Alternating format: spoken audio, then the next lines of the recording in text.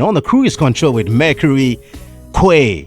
Yes, as I mentioned earlier, in the studio with me, it's a great man, Dr. Yaw Osei Adutwum. There's a man who would be appointed, by former President Nana Akufo-Addo as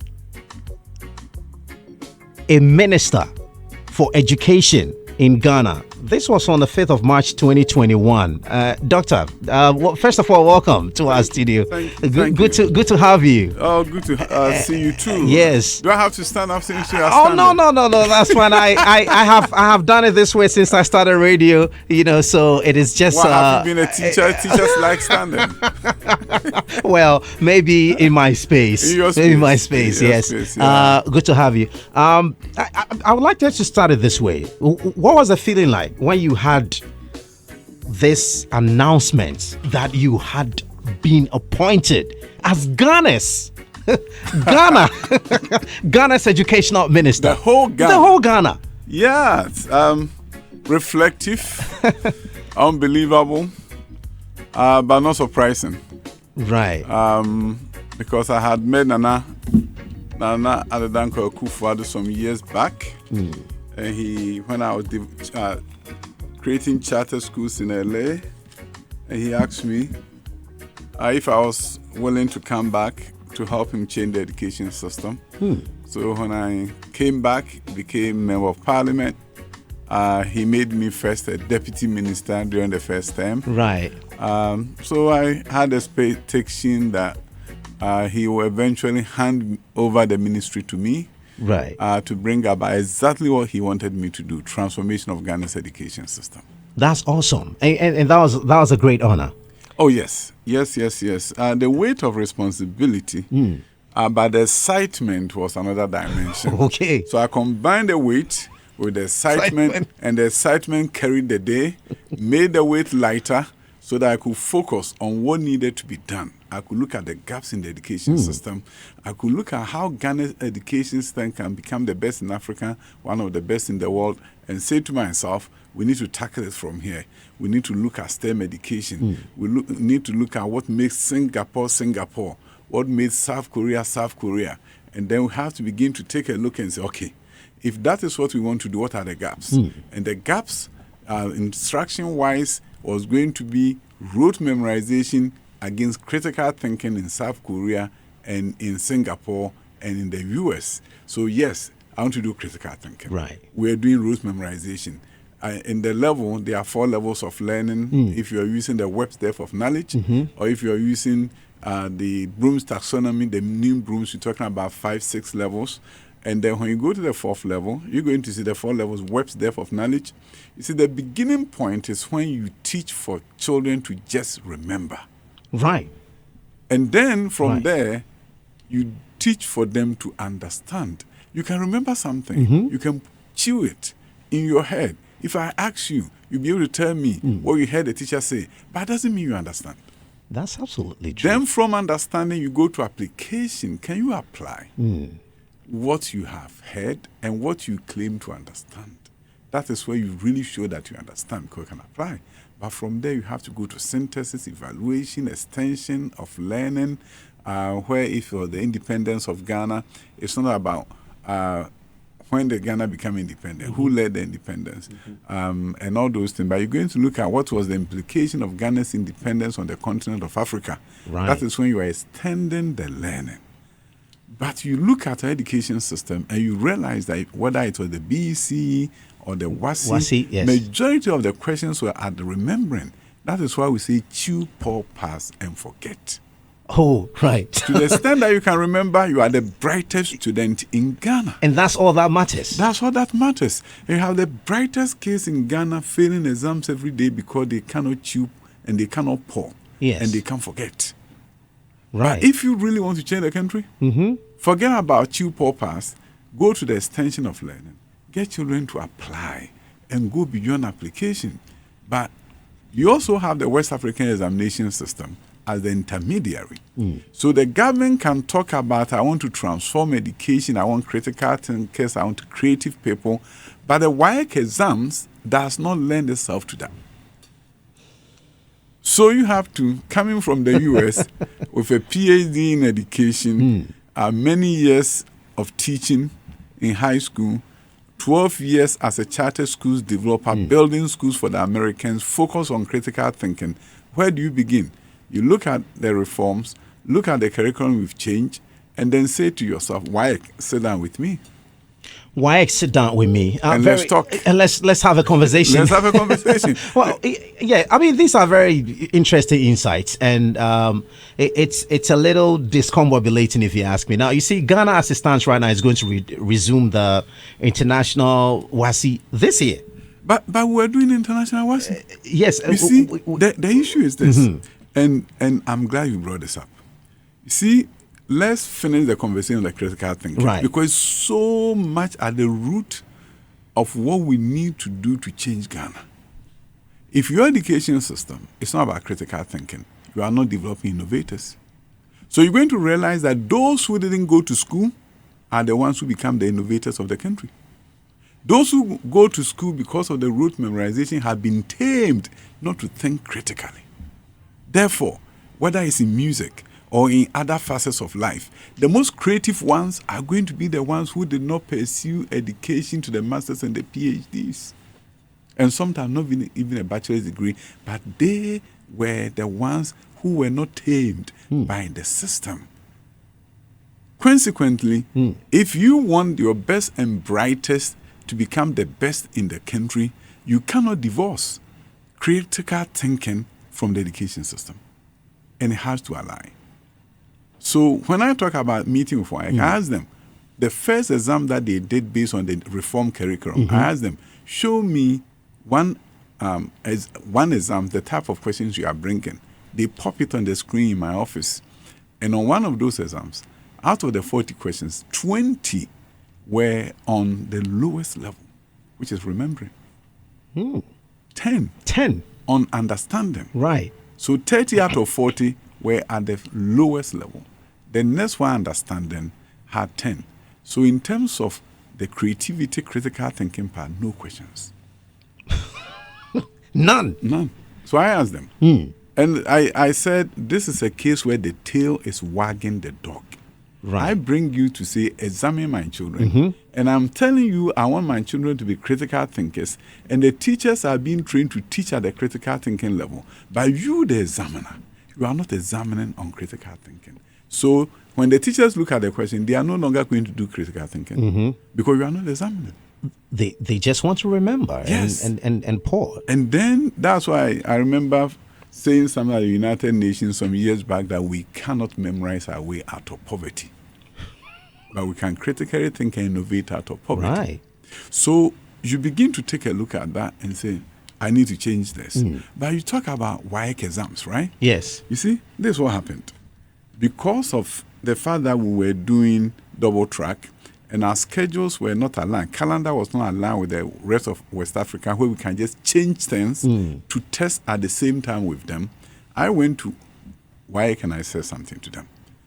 All the West African schools are opening September. Liberia this year, for example, September 1st. Right. But at the time they wanted us to test with the rest of the West Africa, our seniors were opening school, the final year opening school in January. And they wanted us to do the exams in May. That means we had only 3 months of instruction. April is mock. Then May you are doing the exams. You have 4 months and somebody has spent 9 months. How do you take the same exam with him and don't disadvantage your children? Right. So I told them, I'm not going to shoot myself in the foot. With the permission of the president, I sat down, negotiated with them, and said, you know what? Give us an equivalent exam. Same level of difficulty, the same way that you did the June exams and the NOVDEC exams, and same level of difficulty. And by the way, whenever you're doing the Nigerian exams, you always have different versions. Yes. So that in case there's a leakage, you can use the other version.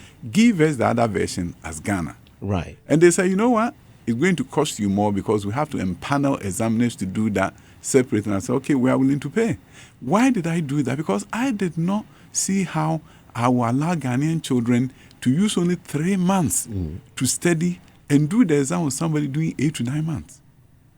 So with that done, we negotiated with them and said, you know what? we're going to work on our calendar. We're going to move it gradually to a point where it will align with you, so that if it's 8 months of instruction, we also have 8 months of instruction. Right. That is what led to Ghana having a different time of testing, but the same chief examiner's report, everything is the same. And that is why they could always compare us against West Africa and say Ghana was doing better. Right. So there was nothing wrong with it. But if you don't understand it, you don't know the rationale behind it, and don't care to know, you make politics out of it and say Ghana is testing separately, will allow Ghana to test at the same time. So this year, Ghana is testing at the same time. But I want parents and children who are in schools to know that they need to work harder. Because you see, September 1st, Liberia opened school. Right. September 1st. We open for our final year October 22nd. Instruction literally begins November 1st. So you are 2 months short. And you are writing the same exams with Liberia. What's the rationale? So my whole thing is, I always say I'm one of the luckiest education ministers. I taught in the classroom. Right. I built schools. Yes, because I was going to ask you why you think so. Right. I did a PhD in education. I know instruction. I know curriculum development. I know assessment. And I always believe that I'm a techno-politician. Right. The technocrat of me is what drives everything that I do. So I don't interpret anything through the political lens. What question this brings to my mind is, if it's not broken, why fix it? So, yes. Politicians are our worst enemies. My brother, the youth are listening, and I hope they become better politicians. Right. We are our worst enemies. We want to look at other people and say, they've done badly. Regardless. Because they think that when I do that, then people will look at me and vote for me. But my philosophy is this. I don't think NDC has to be bad for me to be good. They can be good any day, but I can claim to be better. So I don't have to put them down for me to be seen as standing. They can stand, I can stand, but I can project that I'm standing taller. I think this phenomenon actually makes it take too much time for us to have the development that we actually deserve. My brother, you won't believe it. I get to a point where I'm literally losing faith in the public education system.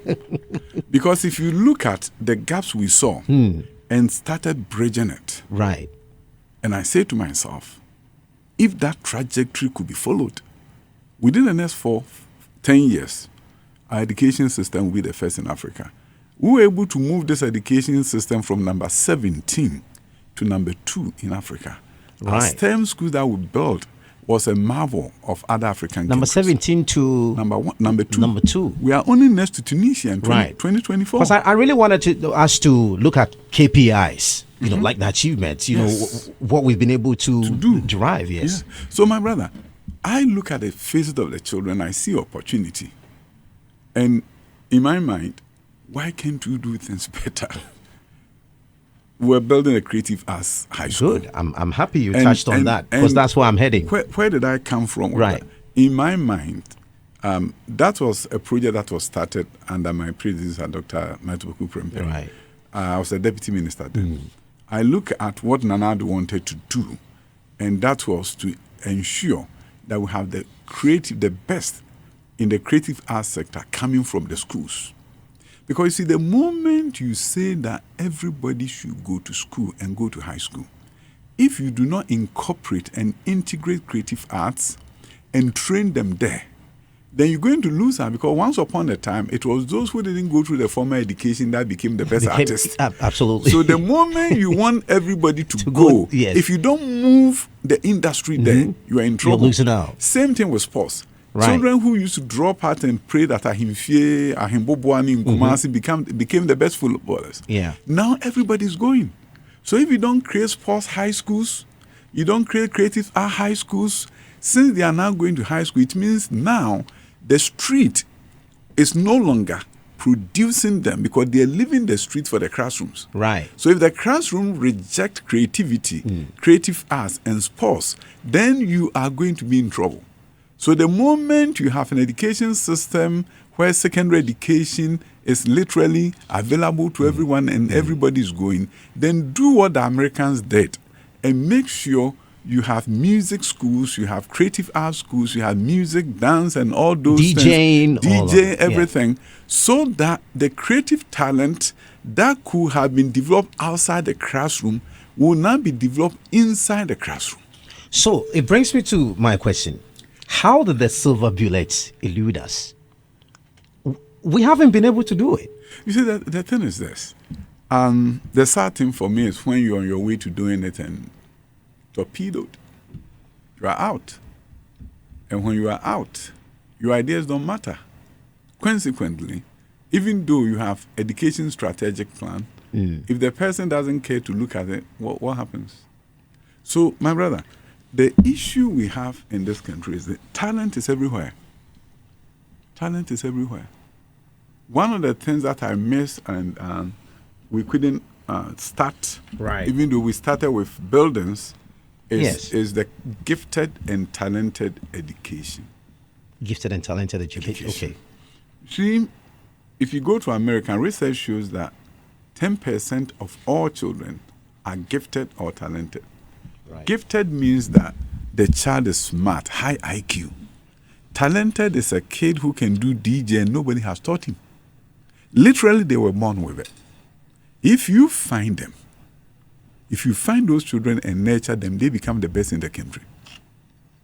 So Americans saw that going to about 100 years ago. Right. And they recruited those students. At primary 3 or grade 3, teachers look out for those children. They see a child who can talk and everybody's following. They have leadership talent. They see a child, if you mention a question, they answer it, they are gifted. Then they will assess them. There's an exam that we use. It's a non-verbal exam. And they use that in evaluating the students. Once identified, they either go to a special school for gifted and talented, or within their schools, we create special classes for them. They are the ones who become the inventors. They are the ones who do big things and they marvel the world. Because God created them that way. The ability of the nation to identify them and guide them and train them is what will make them who God wants them to be. So if it's music, you see that child and he's going to a gifted school for music. And it doesn't mean they are not doing the sciences. It doesn't mean they're not doing biology, chemistry, and physics. But music is what drives them.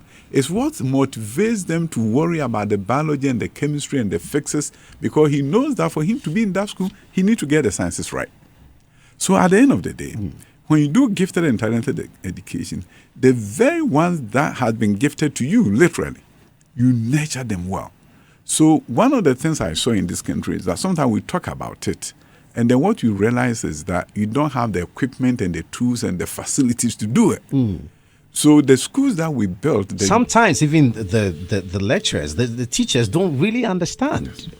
So if you look at something like STEM education, we realize that the talents are everywhere. These children can build drones, they can fly drones, they can do so many things. You go to a school like Fiakubi, Ampim Girls Senior High School in Ashanti, they have a tarmac for flying drones, probably the only school in the world that can do that. These are young women from Ghana flying drones, and it's unbelievable. But it doesn't happen by accident. You have to put resources in it. So invariably, we can talk about it and do the textbooks, and so you see that they only do it in the book. But when you provide the facilities first, and you provide the training, that is when the vision comes to pass. Right. Consequently, when we talk about STEM education, we started building the schools.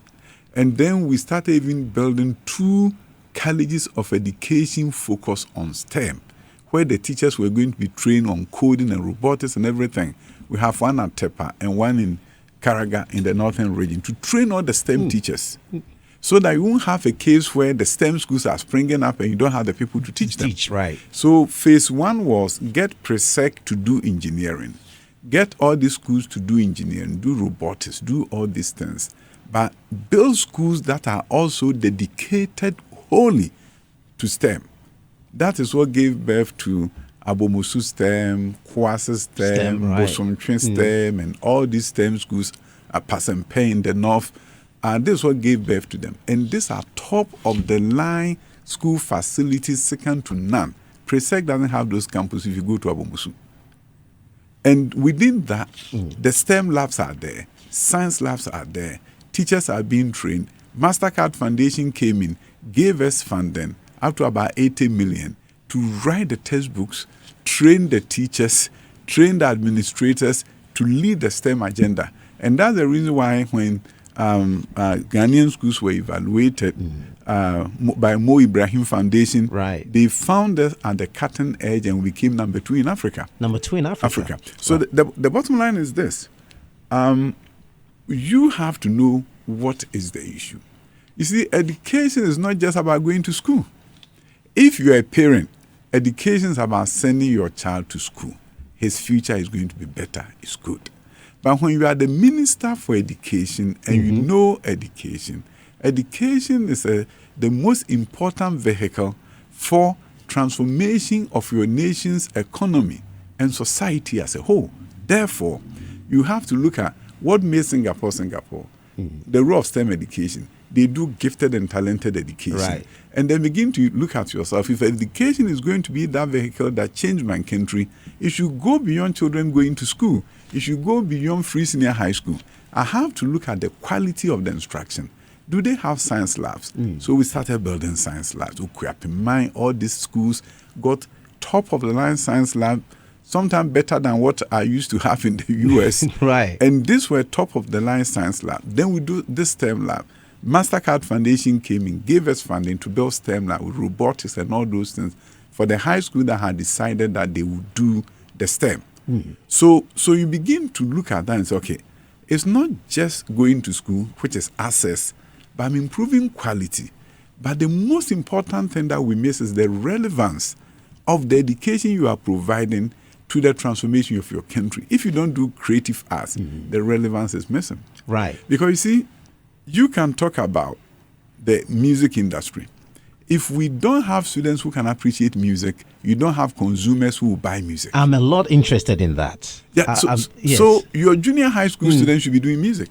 Right. It's appreciation. So why are we not doing that? My brother. Yes. The point. Why are we not doing that? Recently, I heard a very interesting commentary about the Kumasi Creative High School. Yes. Which the construction is ongoing, which I commend the government for. They are continuing. Right. But the mayor. But why did it take so much time? Let me tell you. The mayor just recently made a statement that we should change it to a training college. These are huge edifices. Why are we using it for high school? and this was the only high school in Ghana that are seeking permission to make the boarding school start from junior high. Right. Because we're going to audition students from across the country, since it's the only creative arts school. Yes. And we're going to start from junior high school to high school, so that after 6 years, you can get those who can do the instruments and do the acting and do everything you want them to do. But somebody is saying, what is that? What do you need all these facilities for? Change it to a training college. So at the end of the day, some of the construction went fast. Look at Accra STEM Academy. Yes. Within 2 years it was done. It was, yes. If you go to Jabin, we built a model STEM junior high school, state of the line, under 2 years. A number of them, Pasempe was done under 2 years. Kwasi was done under 2 years. For some reason, we couldn't finish the creative arts. That's my problem. Yeah. I mean, you look at Ghana's GDP. I mean, I know that there may not be very strong statistics to show, but if you look at the contribution, look at the nighttime economy, it's the creatives that do these contributions. But in all of these conversations, the creative is always last. It is the last to be looked at. It is the one that is delaying. And I just want to understand why that problem. You see, my brother, one of the things, if you look at the Kumasi Creative, the studios that were being built, just unbelievable. It was more detail-oriented in terms of how you construct and make sure the acoustics, wiring, everything. So there was this consultant who had all it planned out, and he was working alongside the contractors. So it was a different space, different way of doing things that you cannot do in the normal construction. Not to cut you, just in case you just join us, we have pictures of the STEM schools live on our Facebook right now. So if you haven't seen, we have extraordinary images on there. Check them out. So my brother, the point is this. I always say that what makes things possible is a sense of urgency. If you believe that without quality education, without relevant education, Ghana cannot become the country that we want it to be, your focus on it is different. Yeah. But if you think that having gold and getting more gold and selling is somehow going to change everything, then your focus and the sense of urgency for the transformation of the country will not come from education. Consequently, you may have about 30,000 classrooms without teachers, and you can still go to sleep. So my bottom line is this. I don't fault people, but I always say that I was lucky to have a president who gave me the leeway. I had a finance minister who gave me the clearance to recruit so that I can get the teachers. I was very lucky. There was no inhibition in terms of my vision. Right. And that of what the president could allow me to do. So I had been a very lucky education minister. But my whole thing is this. As a nation, we have to come to the realization that other countries did not transform in the 21st century by minerals only. It doesn't mean it's not important. But you have to begin to look at the quality of the education system, the relevance of the education system, and creating an ecosystem for the talent to be used. Let me tell you, go to tall buildings in Accra today. Find out how many building inspectors there have a computer engineering background in buildings that are using Internet of Things. Buildings that are literally automated that you can use your fingerprint to enter. And sometimes you don't even have the building inspectors there. So you haven't created an ecosystem for your talent to be used. Right, and to thrive. So you have computer engineers who have graduated and they don't have a job. You have buildings that are going up that need the expertise so bad and it's not using them. You are probably getting more people, the contractors coming from Turkey to build for us, and the Chinese are building for us. Yeah, they can come and build. But my inspectors have to be my Ghanaians.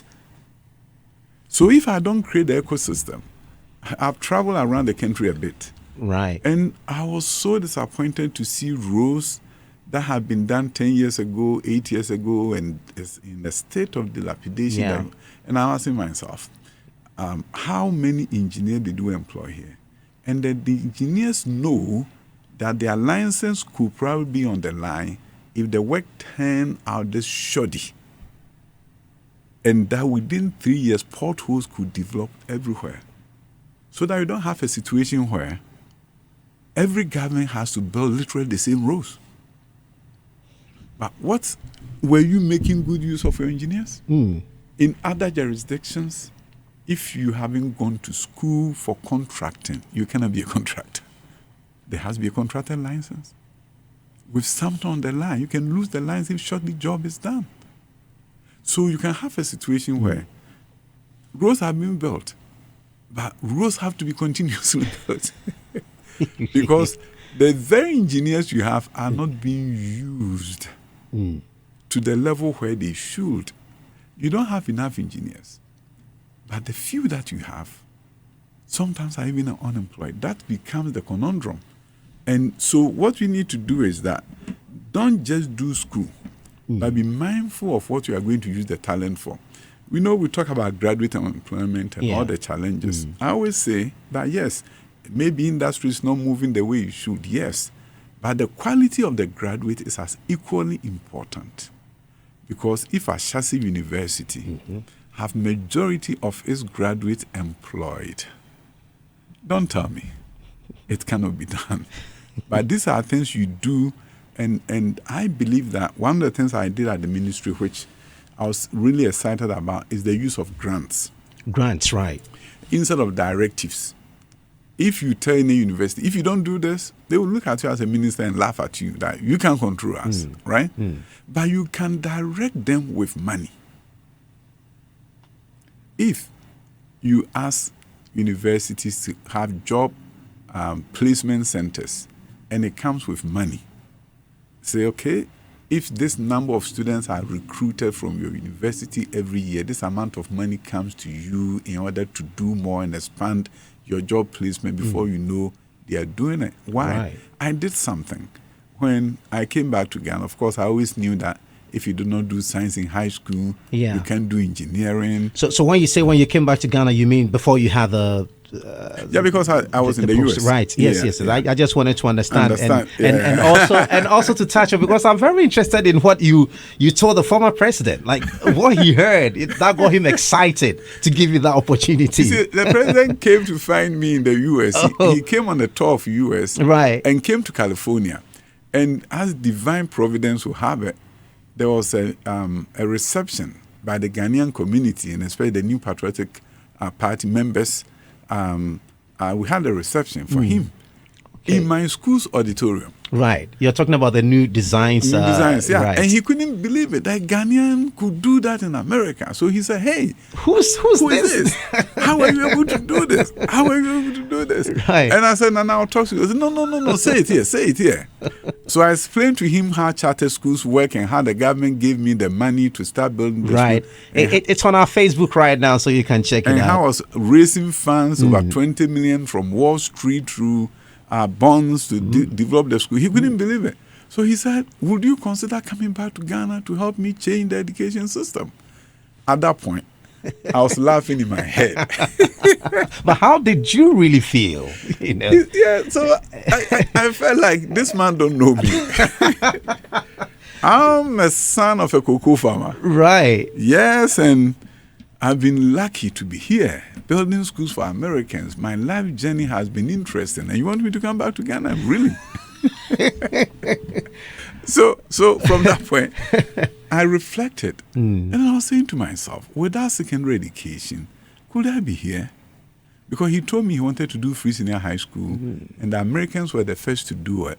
So why don't I come back and use my expertise to help him implement it? But you see, I almost didn't go to high school. At the time I graduated from middle school, passed the common entrance, my cocoa was not there. My father cocoa man, and it wasn't cocoa season. There was no money. Right. I've always said that, you see, cocoa farmers may not be poor, but they have a cash flow problem. When it's September, there's no money. Because the money that they made, they've spent it on the house that they are building in their hometowns. Paying the school fees. Yes. So when it was August and I had to go to school, there was no money. My younger brother just saved me by offering to sell a pig that he had. Wow. So that I could go. Wow. And this man is now in America, building school for American, 200 workers. And somebody asked me to come back. But I reflected and said to myself, my life would have been different with the opportunity for secondary education. So why shouldn't I consider it? So I went on to meet with a mentor of mine, an American. In fact, he was Lieutenant Governor of California, the Deputy Governor of California. He had gone to Congress. He was my mentor. So I went to him, late Mervyn Damley, and I said, Honorable Mervyn Damley, what do you think about this suggestion from a Ghanaian politician say I should come back and help them? The man looked at me and said, Yaw, I'll tell you one thing. You've done well here, but America can do without you. Maybe your country cannot do without you. So I advise you to go. Wow. After he spoke, it touched my heart, almost like some angelic being was talking to me. Went home and told my wife we're going back. I said, we're going back to Ghana. What do you mean? We're going back to Ghana. Going back. Right. I have 200 workers. I'm the boss. Yes. A black man being the boss of these white people, you can fire anybody who doesn't work for you. And it was a good life. Right. And you want to go back. But I reflected on my life and said, I've seen it all here. You had to convince her. Yeah, I've seen it. We've seen it all here. But in Ghana, here we are making impact on thousands of students. What about a legacy where we can make an impact on millions of children? Right. So my whole goal was to come, and I wanted to get the bully pulpit of politics, have the political platform to drive the change. So I decided to go to Parliament, and from there became Deputy Minister. So Nana Danko Kufuor saw my work, so he didn't have to interview me. Right. You did not have to lobby like many do. I will say that probably I'm the only one, or one of the few, whose work he saw and say, "Come on in," or maybe some others. There may be others from the diaspora, others that he did. You don't know of. For Yes, I don't right, know of. Right. But in terms of becoming a minister, it's not easy. Right. To be appointed that way, and I think he was convinced. This is a clear case of excellence. Yeah, meritocracy. Yes. Right. So, in case you just joined us, man, this man here, there's a lot to learn from. He obtained a bachelor's degree in land economy. Yes, business administration with a major in real estate. Yes. But you did not do anything real estate. I did here. I did my. I actually did my national service at the Land Valuation Board at the time. Right. And then when I went to the US, I began a few months with the real estate. And in America, the real estate is more like selling of homes. Right. And you have an refurbishment. Yeah, you have an accent. You're going to call America. So I was in for about 3 months and I quit. But before we say goodbye, I'd like to touch a bit on Trump. I know you know what's happening. We'll touch a bit on that. Yes, but yes, so I did that for about 3 months. I said, no, this cannot be for me.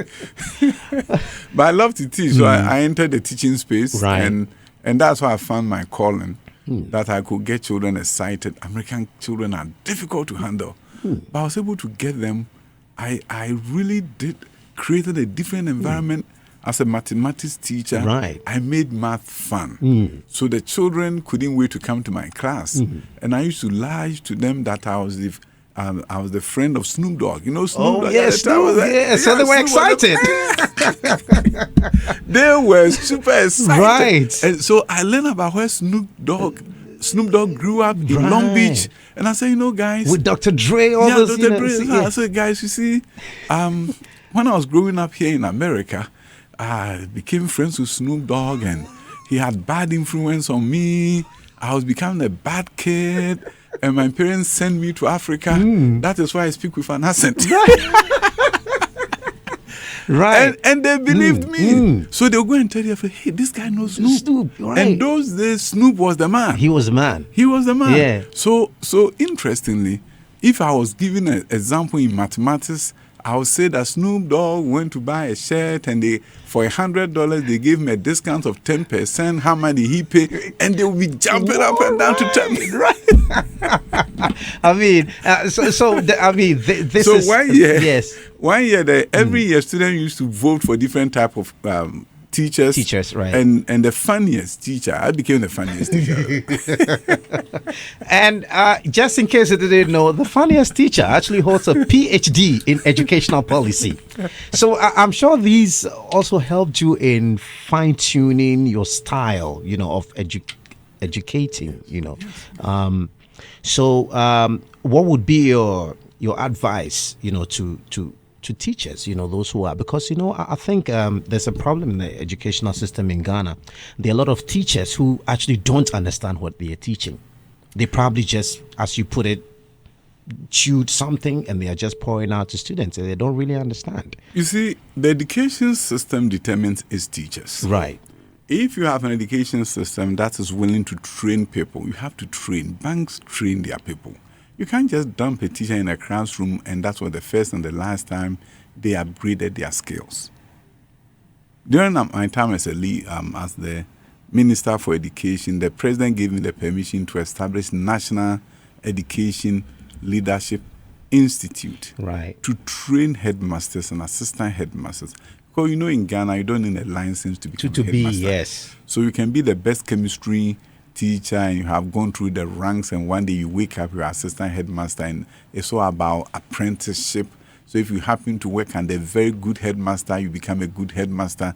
Otherwise, there's no formal training. So the National Education Leadership Institute was to do just that. I received funding from the Big Win Philanthropy. Right. I got funding from MasterCard Foundation. I got funding from other sources. And then we began to create that system. To create a pipeline of administrators who understand the new ways of teaching and learning, so that they in turn can train their teachers, and so that we can have the best of learning outcomes. So we knew that the training is key. So we created a National Education Leadership Institute to do that. So if you don't, you see, Ghanaian teachers have the talent. Right. They have the raw talent, but you need to help them. You need to grow them. You need to nurture them. You need to provide training. So we set up a training mechanism, professional learning communities. MasterCard Foundation funded it, and teachers once a week will have a shortened day when students leave a bit early or after school, where they are trained so that they can understand best practices and become better. I think we have one of the most talented group of teachers anywhere in the world in Ghana. But I need to help them upgrade their skills to the level where they can match that of any other country. And if you don't do that, you see, it used to be in this country that we had 2 years of teacher training, and then it went to 3 years. Yes. Even when it went to 3 years, you used 2 years in studying the classroom. 1 year was for the practicum, teaching practice. So effectively, we have 2 years. Now we made it 4 years. When you do 4 years, they have more time to really focus. But it should not end there. The professional development, especially the leadership training. Why am I concerned about leadership training? I'll give you an example of some schools, Manfi Methodist girls. Right. How did they become famous? They had a headmistress who was an assistant from Wesley Girls. Ahantamine girls transformed because another assistant headmistress from Wesley Girls was sent there.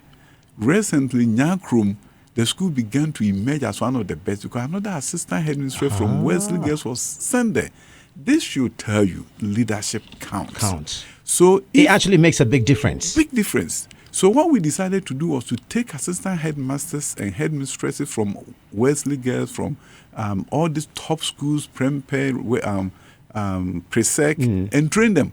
And then position them to go to all schools that are having challenges in academic performance and turn those schools around.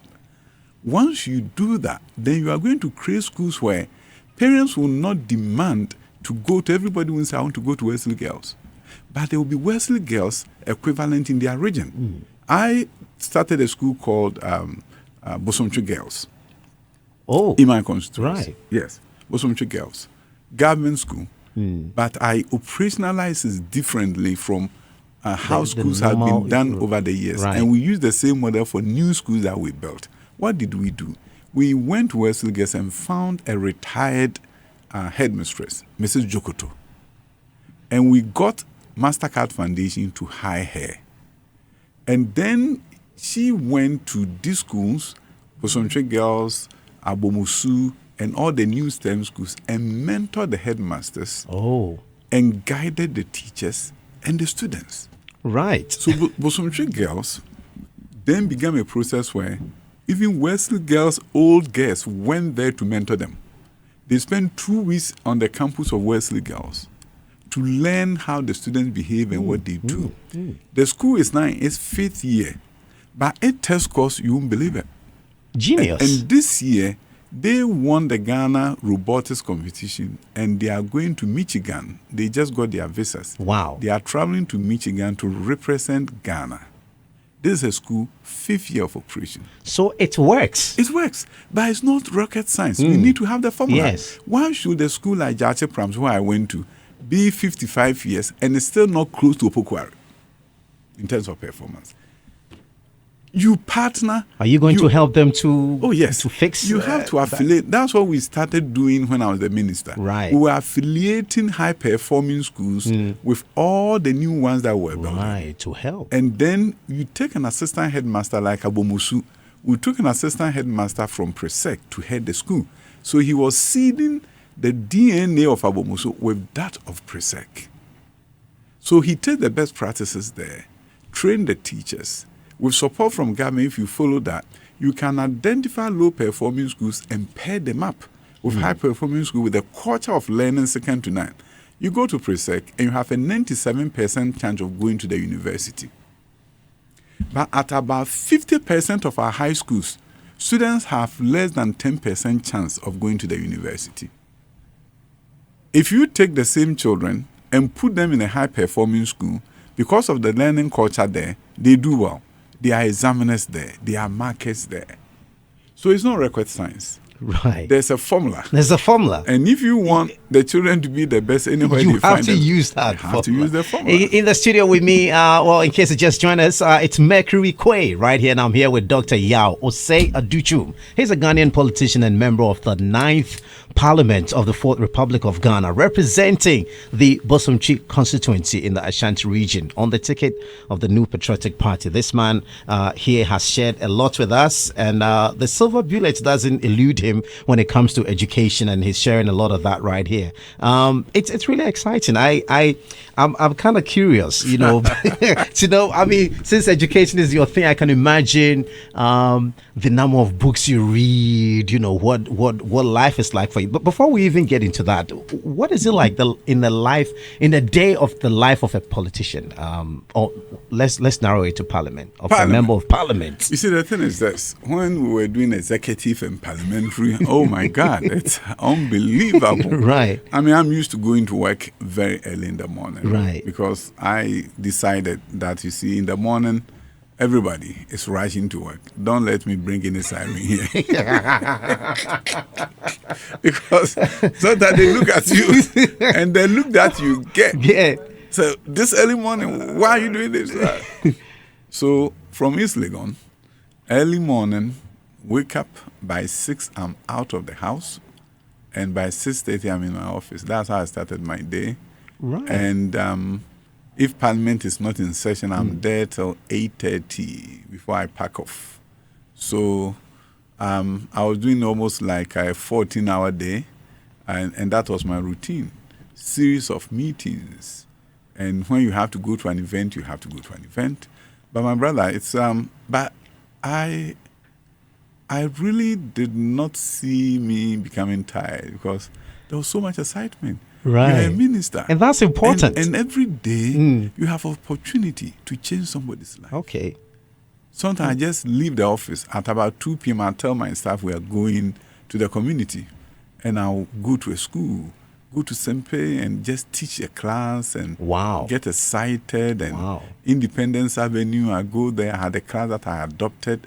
I go and teach them some. You adopted a class. Yeah, I used to teach them I didn't want my life to be in the ministry, and I remember one day I was passing by to Labadi Beach Hotel, and I saw the school by the roadside called St. Barnabas. I went there, and I was excited to be there. I had a nice time with the kids, but I also saw something that there were no ceiling, the roofs were leaking.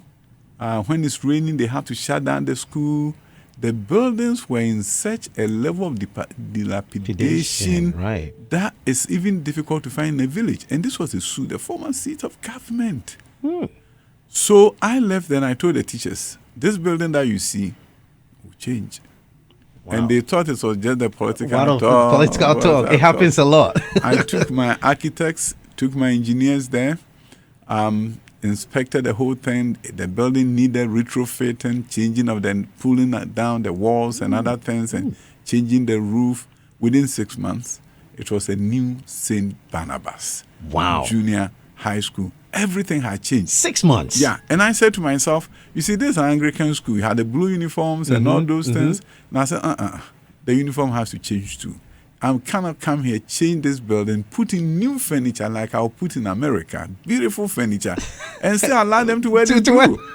So I work with the church. Total change. We changed their uniforms. Now they had a tie. The ladies have a bow tie, black, white bow tie. And when we were opening the school, I said to myself, leadership counts. It counts. Because had I not gone there and had I not gotten angry, about the state. These buildings would have been sitting there, and the community wouldn't have seen any different thing. I remember after I opened the school, I went to a PTA meeting there to meet the parents, and one woman said, "Minister," he said it in Ghana, they translated, "Minister, you are Ashanti. Why are you so much interested in Ghana people?" What was your answer? And I said, "Madam, I'm the Minister for Education." Not Minister for Ashanti. Right. There were students at Sempim who I went to the school, loved them, and decided that I want a mindset change for them. Because you see, sometimes we talk about Accra. And sometimes when people get angry, we don't understand. And somebody who was born here, grandparents are from here, passing in front of Kimpiski, beautiful, or the EcoBank building, and doesn't have an uncle who works there, and may think that in his lifetime he may never be able to enter that space. If you don't motivate them to understand that that building, one day they can go in, they are walking out of there with frustration and they're not going to do much for you in the education system. So I took the students and I asked the management of Kimpiski to give them a tour. And they agreed. So they went there on a tour of Kimpiski. After that, I met them in my big conference room. Right. Had lunch with them. Discussed their impression of going to Kimpiski. I could see the mindset was changing. On my birthday, I brought them back. I really wanted to have a nice time with them. I wanted to motivate them and get them excited that their future will be different. Right. As in Barnabas at Osu, I donated money for them to go on field trips with them. And they did. They took them to Legon to see the university so that they can begin to look at themselves as one day going there. Mindset change, growth mindset, which is taught in American schools. I actually brought them here. We got all the books, but it couldn't be implemented. I left office. But if the children don't have a growth mindset, they will go to school, but they are not going to do big things to change their country. Let's look at the educational sector. I mean, you've done an amazing job. I mean, the reforms, the direction, the leadership. I mean, it's great. Let's look at what it is now. Are we on a good path? Are we not? I hate talking about a system that I have left. Right. So I've always told people that the media people, you should be the ones to tell me. Because I don't get to go there. You should be the one saying, after you left, this is going on. Ask the questions. But you want me to do your work for you. Well, it would be good to have your assessment, because, sometimes you fix something and you see others around and you are like, I just said that I'm one of the luckiest education ministers, I'll probably say, in the world. Right. I meet education ministers at conferences. Very few of them know education. Right. Very few of them have been in the classroom and have become school administrators and have built schools and have financed schools, and now they are the minister for education. So it's difficult to evaluate people in a context that is not comparable. I was just lucky. And therefore, I saw clearly where we needed to change things. And if you look at the ranking that I talk about, becoming number 2 in Africa, it's all because I knew exactly what needed to be done. Right. I was lucky to have gotten the clearances and the resources to get things done. I have a president who told me, I want you to change the system for me. So when you look at STEM education, it was just a cliche in this country, talking about we want to produce STEM graduates, and no attempt was made to produce more science students who then can become the STEM graduates and engineers and doctors that we needed. And now it's happening. So my hope and wish is that at least the blueprint is there. Right. And can we follow it as a nation? That is my wish, and that is my hope. In terms of it being done, I leave that work to you. Well, I'll take that work. I'll take that work and I'll do it, diligently. However, by no gate yes, it's not being pursued because we did not even start it. How would you rate Honorable Idrisu's performance? I will not. A scale of 1 to 10. You've been there, Honorable. You've been there. This is your jurisdiction. My jurisdiction. I came in with impeccable training, so it's difficult for me to compare myself to anybody. But you are an educator. You score people. I want you to be the judge. People, we write examinations. We are your students, and you rate. No, this is 10 over 20, 10 over 10. So now we have a minister in place. I want you, based on your assessment, to rate him. I want you to rate both of us. I want you to rate us, because now you are more objective. Right. Mine will be so subjective that when you rate a colleague, people are going to see, hey, why are you doing this? And do you think you know it all? I don't know it all. I was lucky. I was lucky to have been given a sector that I knew almost everything about. And if I couldn't perform, it was going to be because I was lazy. And I had been lucky to also read books in leadership that had produced a mindset that tells me everything is possible. If you read Malcolm Gladwell books, Tipping Point, and What the Dog Saw, Talking to Strangers, and so many of these leadership books, and it gives you insight as to how you can do what people deem impossible. So I came to this work ready. And that readiness allowed me to look at where the issues were and begin to look at how do we plug these holes to make sure we minimize leakages and really create a system that can put us on the map of the world and that can really set us apart from other African countries and get African countries to come here. You know, the West African Examination Council, for the first time at the WASI level and BC, is assessing at the critical level. Critical thinking level. Yeah. This is the first time ever where we have an education system where in Africa, where the exams is going to be more on critical thinking than rote memorization. I had to work with them. They bought into it. This year, 33 of high schools in this country are going to be examined on the an exam system based on critical thinking, right? Coming out of what we in education call the WALE'S depth of knowledge, or the WALE'S DOK. A majority of the questions are going to be at the level 4 of the DOK, right? Which is very exciting. So the WAEC is doing it now. In fact, they did a mock for those schools, and University of Cape Coast facilitated it. And I'm excited that we are no longer going to be a nation that found ourselves doing chew, pour, pass, and forget. So, for example, I was looking at this, that if there was a question on who led the independence in Ghana, for example, level 1 will be recall. We're going to have the big six and all those things. Yes. But if you go to level 2, you will say, explain the role of the 1948 Accra riots in Ghana's push for independence. So it's more critical thinking. But you are not even there at the top. When you move on to level 3, the question to the students will be, level 3, the question to the students will be, analyze how Kwame Nkrumah's strategies contributed to Ghana's independence in 1957. Critical thinking. Critical thinking. Then you go to the very level where it's really critical, to level 4, if we are using the web depth of knowledge that WAEC is now going to use, you are going to say, evaluate the impact of Ghana's independence on the broader African decolonization movement. Right. This is where you are getting the children thinking. This is where you are getting the children thinking. And these children, whether they did STEM or did the arts, they have critical thinking skills. And in every sector that they find themselves, they're going to innovate and do big things because they've been taught how to think. Right. And not just memorize facts. Yes. In this era of AI, if you can't think, you're in trouble. Forget it.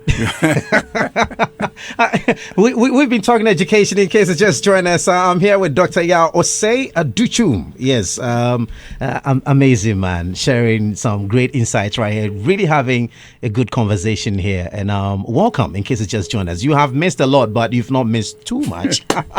Right. Let's talk about your go-to way to relax when after a long week. What do you do? I'm relax, curious. Yes. Means listening to music, right? Winding down with it, whether it's Kofi Kenyatta, especially Things Fall Apart. Okay, Things Fall Apart. I like Things Fall Apart, and when you see him, and he's somebody who makes the music so real when he add the videos and you wind down with that. You then do some reading. I like reading leadership book. I'm writing my own education leadership, and you always have to look for a way where you do some writing, you unwind, when some writing is done. So it circles around music. Music. It circles around writing, circles around reading, to really be in tune with the world. The conflict in society, right?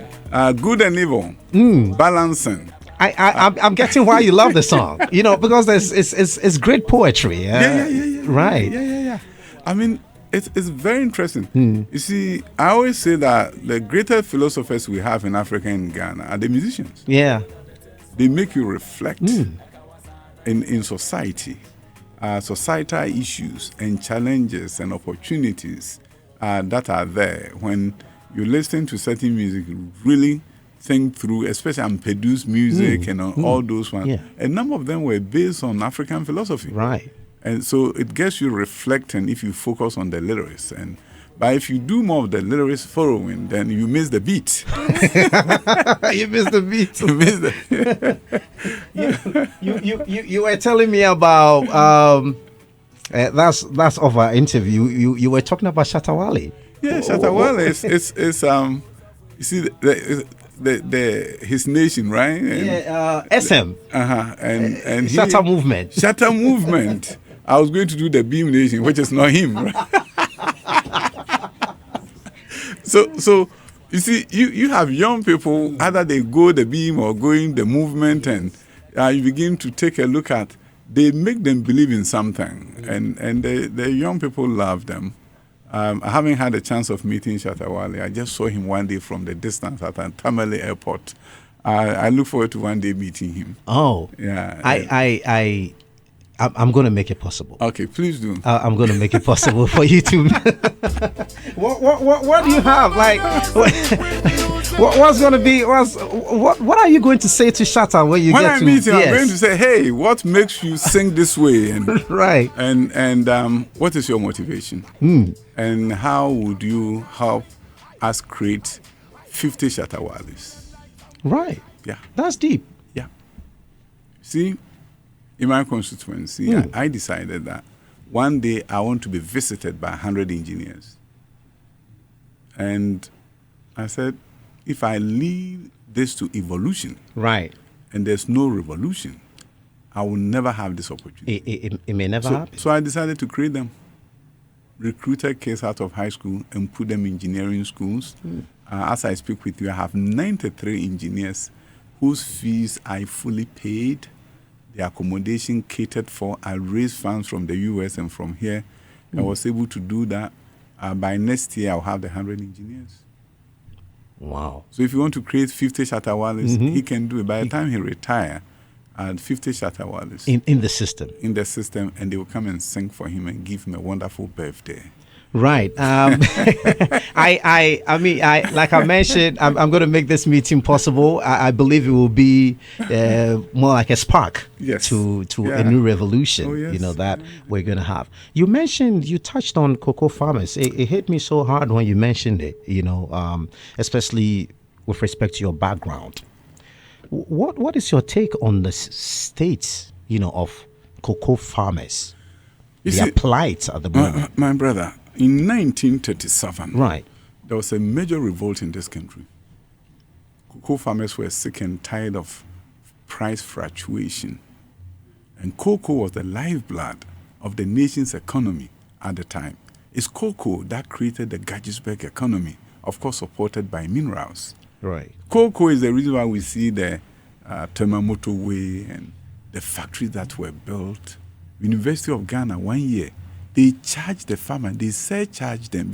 Beyond the money government was making, they taxed them to build University of Ghana and name one hall after them. So if you hear a Kukuafo, it's a Kukuafo hall, right, which is in memory of the contribution of cocoa farmers of this country.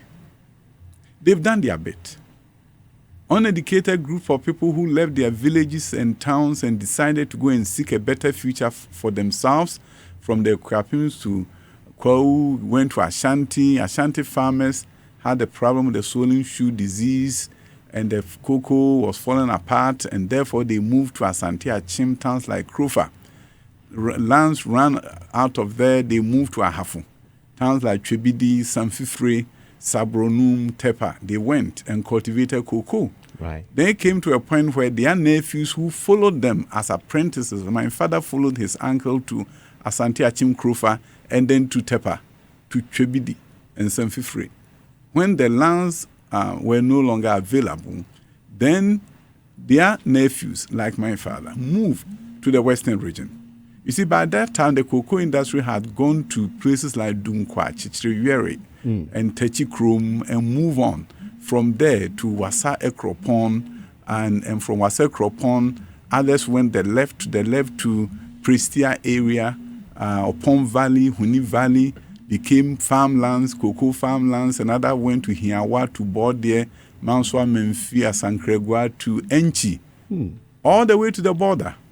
They reduced this virgin forest to cocoa farms. They made Ghana the largest producer of cocoa and later on became the second largest producer of cocoa. They are the ones who carried this economy on their shoulders, uneducated.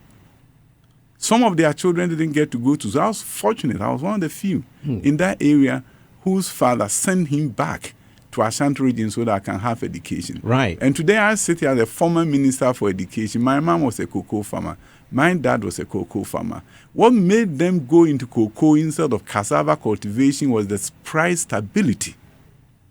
They know that once we harvest the cocoa, somebody is going to buy, and there will be no fluctuations. The prices are not going to go down. So if I have laborers, and you see the cocoa industry, by the time we go to the western region, was a melting pot of Ghana. Right. Every ethnic group was there. My father's farm, we shared a boundary with a man from Accra, a Ghan man who was a cocoa farmer. We shared boundaries on two sides with Fantis, opening Abeka and opening Cocoa Nancy. On the other side was Ashanti, opening Buamono from Jumakasi Kese. Every ethnic group was there. Our brothers from the north were coming. First as laborers, they became sharecroppers, and thereafter, or caretakers, thereafter, they started cultivating their own farms. So every ethnic group was there on the cocoa belt. They worked hard to make Ghana what it became. There's a story of a man called Penianto from Kumawu. He made so much money from cocoa that he bought a fleet of vehicles, passenger vehicles, that traversed Kumawu, Kumasi. If you go to Kumasi, the story buildings you see at Bantama, you see at Amekum, you see at Safo, are all buildings built, mostly built by cocoa farmers. Right. They were the lifeblood of this nation. But I didn't just get there. It started from 1937 cocoa holdout. The colonial government felt that if they don't provide some guarantee and stability, the cocoa industry will not thrive. Therefore, by 1947, the Cocoa Marketing Board had been created to offer some kind of stability so that they know once I cultivate, government will buy. And that has been the norm. So yes, challenges may come, but we need to find a better way to deal with this. Last Friday, I was on the cocoa farms in Ashanti region. Right. And going there reminded me of life on a cocoa farm. I was able to look in the eyes of these farmers and see what they were going through. An 85-year-old woman with a small cocoa farm holding, a bit stooping and holding, walking by a walking stick, and said to us, my grandchildren, I'm in trouble. Difficult to eat, to find something to eat. I have a small cocoa holding. That is what my lives depend on. Since October, my produce have been purchased. I have not been paid. Every farm that I went, the refrain was that we have not been paid. And my thing is, some of them, the reduction is even a secondary issue. What they are telling us and what they are saying is that, pay me. Give me some money so that my children can go to school.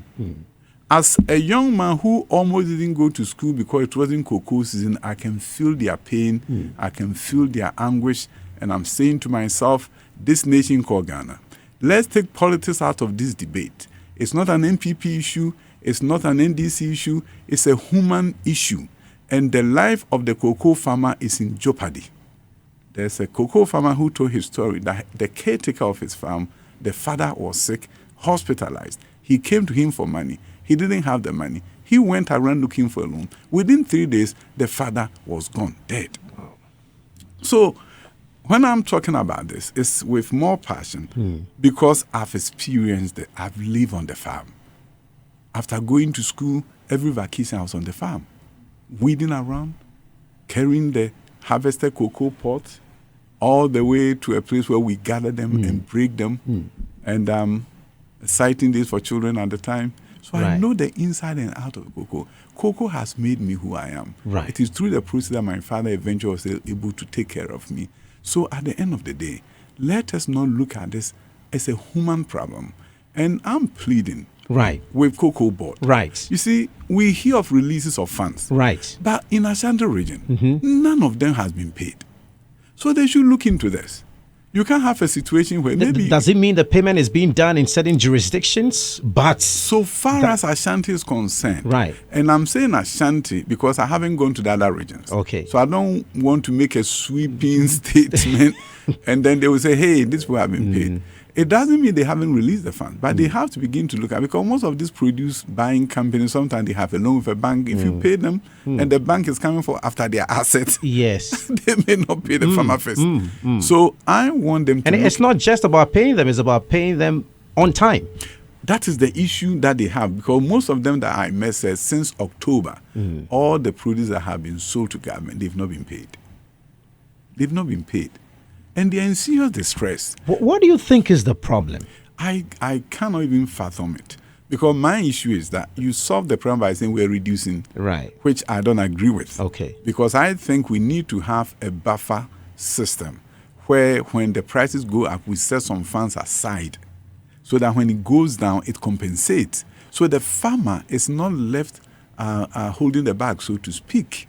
Because if you leave it that way, then the cocoa farming industry will collapse. Because the reason why they don't want to do maize is the fluctuation in prices.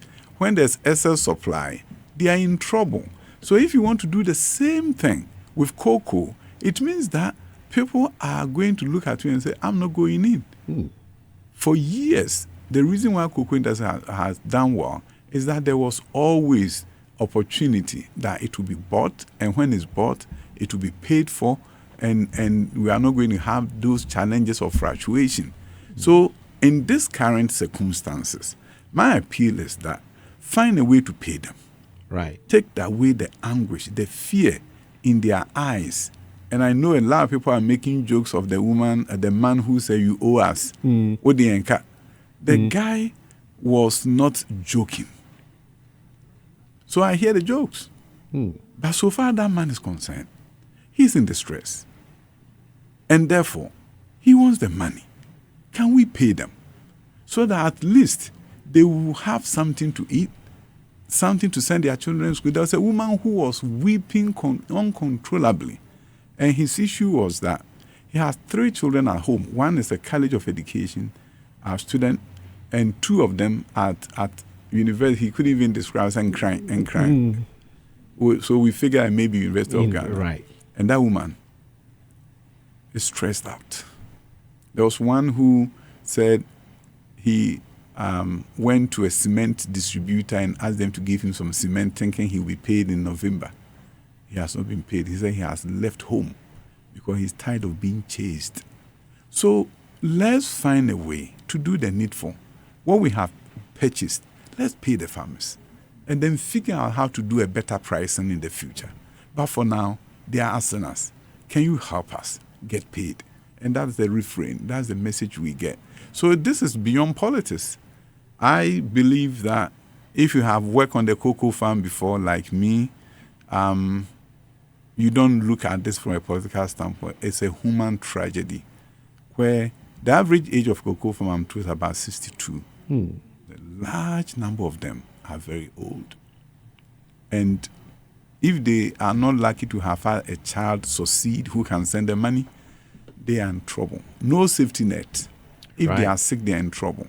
Money for other expenses, they are in trouble. So, my brother, others may make a joke out of it. It's not. Yes. But let us look at this as a human issue, and let us all think about it beyond politics. Whether it's my party or NDC, this is beyond politics. Let's all ask ourselves tough questions. Why is it that we are not paying them? Find a way to pay them. And then figure out a very good pricing regime which will enable them continue to cultivate the cocoa farm for the betterment of our nation. So that's my response. Right. Very deep response. You've covered every bit of it. No more questions to ask on that. I just want to say congratulations to you on, all the amazing things you've done. You've built schools in your constituency, Osei Yaw Senior High. That was a school yes. I built and gave to the government. You gave to the government. You've taken 21 engineers. You are taking care of them. Yeah, 93 now graduated. Wow. 93. So the next year more will come. I'll get 100. I want to be visited by 100 engineers when I retire. And I'm old and 100 engineers will come coming to visit me. That's going to be a sight to behold. No, politics can be a force for good, and that is what I want. That you do something that you couldn't have done without using the bully pulpit of politics, where you can guide people, you can direct people, you can help people and make them become better versions of themselves. And that to me is what makes politics very exciting. Dr. Yaw Osei Adutwum, right here. Now, Doctor, I don't know if it's come to your table, but a lot of people are pitching for you to actually get into the running mate seat for 2028. Are you in or you are not? It's determined by the flag bearer. Right. So but before that, even before it gets to that, I think is this something you are going to embrace, just like the president? For all those people who are praying, may their prayer come true. Right. So it's technically a yes, and I'm very excited to hear this because it is understood and appreciated that the level of contribution that you are able to make to the development of this country, especially in the space of education, knowing very well what that, it says that if you educate a woman, you educate. So we all know, yes, you educate a nation. So we all know what education can do, to us when it comes to development. So it would be really, really great to have you in such a position. So that helps us to steer, affairs of the nation, to be sure that we have a very strong educational system. That is a very good editorial comment coming from Mercury. Right, Honorable, it's been amazing, having you on here. So, what is life like out of power? Out of power is interesting. Right. You wake up after January 7th and say, whoa, I'm no longer the Minister for Education. All your routines change. Your routines change. Right. And even before it gets there, you begin to feel it. After we lost, I said, wow, we've actually lost. Let me pinch myself. Did we lose? Is it a dream? Is it true? Did we really get kicked out by the people of Ghana? Yeah, so the reality of the situation is that if you can look back and reflect and know you made an impact, it gets you excited every day. I remember going to Suprisec and seeing the classrooms with writings on the wall. It was so bad. I decided I need to change the place. And so now you go to Suprisec, beautiful walls, classroom repainted, things are so nice, doors replaced, windows, everything. So when you reflect on those, it makes you say, hey, I'm no longer in power. But when I'm going on the boundary road in East Legon, I'll see Accra STEM Academy, the most beautiful public school probably in Africa. And one of the best anywhere in the world. Right. And this is my legacy. So if I'm out of power, I'm not out of impact. Right. Yeah, and that's what makes me happy. I'm out of power, not out of impact. Right. And now I'm focusing more on, I've set up a foundation. Okay, I was going to get into, what is next for you, projects. Yeah, yes. I've set up, when you're in parliament, you are allowed to do private business. Right. So I've set up the Yaw Osei Adutwum, YOA Global Partnership for Education, Global Partners. And based on with that, I'm partnering with the former Director General of Education, Dr. Nkansa. I'm bringing in Mr. Pratt, the guy who was in charge of TVS. So literally, I'm bringing my entire team to the private sector. And we are getting proposals through an organization that will pay us for us to consult for other countries. So my work is now going to center around work in Nigeria, Liberia, Sierra Leone. And restricted to West Africa? West Africa anyway. Right. Yeah, and I've also been asked to mentor some education ministers in Africa. So I'm going to be very busy. When Parliament is not in session, I'll be traveling everywhere. In Ghana, I have a few private schools that I'm consulting for to really change them. I believe that the private sector can be a faster engine for education transformation than the public because of political activities. Right. Right. So in Ghana, I'm doing consulting for a few private schools, and in West Africa, I'm doing government level, and going through Harvard University. Right. Also mentor some African education minister. In September, I'll be in Harvard to work with them. Right. So my whole thing is now revolving around how to make an impact in other countries. Right. And in Ghana, how to support the private sector. There's one sector that is itching, for your input, and that will be the DJ sector. I mean, they call me the father of DJs. And currently, I'm working on a school for DJs. It's called the Ghana DJ School. So you are my friend. Wow. Like my very good friend. Wow. From this day. Wow. We'll work. Thank you. We'll work. Thank you. We'll work to develop the curriculum, do everything. Yes. Short courses, certificate courses. Who knows? Diploma courses. Yeah, yes. I can guide you to get accreditation issues resolved. Thank you. And then you can start small. Yes. And then before you know, students are coming from the whole Africa. You can do so much. And I'll be very happy to become an appendix in your book. Really excited to hear this, from you. And yes, let's make this happen. And thank you so much. I really want to speak to the youth. I know you are youth oriented. Yes. I just want the youth to know that they shouldn't lose hope. Doctor, speak to the youth. Speak to the youth. Yes. I want them to know that they shouldn't lose hope in this country. They should look for opportunities. And this conversation, for those who are hearing, with your school coming, you're going to have some people who just take advantage of it. And they will improve their lot and do so much for themselves. I want them to know this, that they should read, and read. Buried in books are great ideas that, when implemented, can change their lives. We are not getting the kind of transformation for job creation the way we want it, because certain sectors have been ignored. The music, creative arts sector can employ so many people. Tourism, an area where we need to do a better job. There was a time when I explained to people that the government should train hotel workers for free for the hotels on customer service. Right. If the tourists are cited because of quality customer service, they are coming back. That is Ghana. And then when they do that, the government gets more because they are paying VAT. So don't worry about what the hotel owner will get. Right. And even more visitors, more tourists. Yeah. The chain continues. And we go to Portugal and they do tourism in high school.